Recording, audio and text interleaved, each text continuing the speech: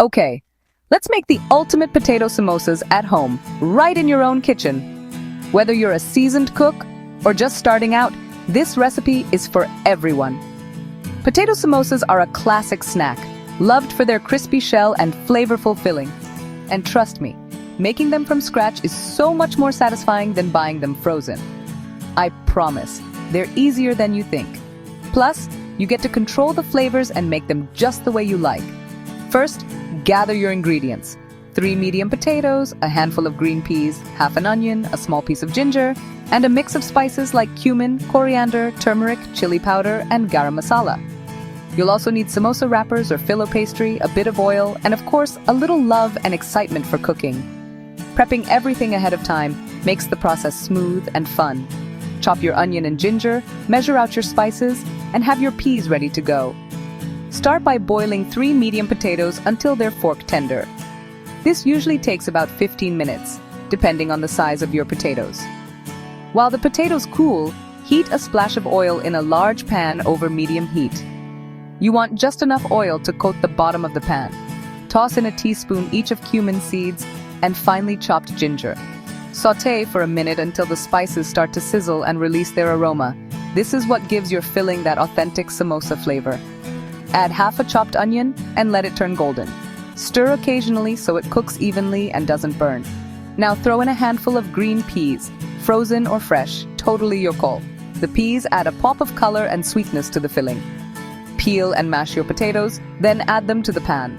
The potatoes should be soft enough to mash easily with a fork or potato masher. Season with salt, half a teaspoon of turmeric, a pinch of chili powder, and a sprinkle of garam masala.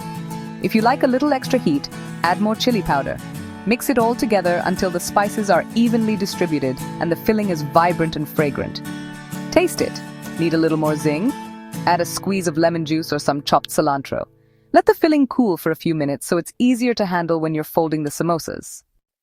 The filling should be thick, not runny, and packed with flavor. If you want, you can even add a pinch of amchur, dried mango powder, for a tangy twist. Now for the fun part, folding the samosas. This is where you can get creative and involve your family or friends. Take a store-bought samosa wrapper or use filo pastry. If you're feeling adventurous, you can even make your own dough, but store-bought works great for beginners. Cut it into strips about 3 inches wide. This size makes the perfect bite-sized samosas. Place a spoonful of filling at one end, fold into a triangle, and keep folding up, just like a paper football. Don't worry if your first few aren't perfect, you'll get the hang of it quickly. Seal the edge with a flour water paste so it doesn't open up while frying. Just mix a little flour with water to make a sticky glue. Heat oil in a deep pan to medium-high, around 350 degrees Fahrenheit. If you don't have a thermometer, test with a small piece of dough. It should sizzle and rise to the top. Gently lower the samosas in, a few at a time. Don't overcrowd the pan, or they won't cook evenly. Fry for 3 to 5 minutes, flipping now and then until golden brown and crisp. The sizzling sound and golden color are your cues that they're ready. Place them on a paper towel to drain off any extra oil. This keeps them crispy and light. That's it. Serve your samosas hot with tangy green chutney, sweet tamarind sauce, or even classic ketchup. They're perfect for parties, snacks, or just a cozy evening at home.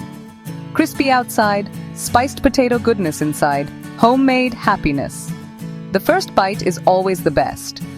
Try this at home and let me know how your samosas turn out in the comments. Trust me, you'll never go back to frozen again. Share your own twists, maybe add some cheese, or try a different filling. Thanks for hanging out in my kitchen. Cooking is all about having fun and making memories, so don't stress about perfection. If you want more easy, delicious recipes, don't forget to subscribe.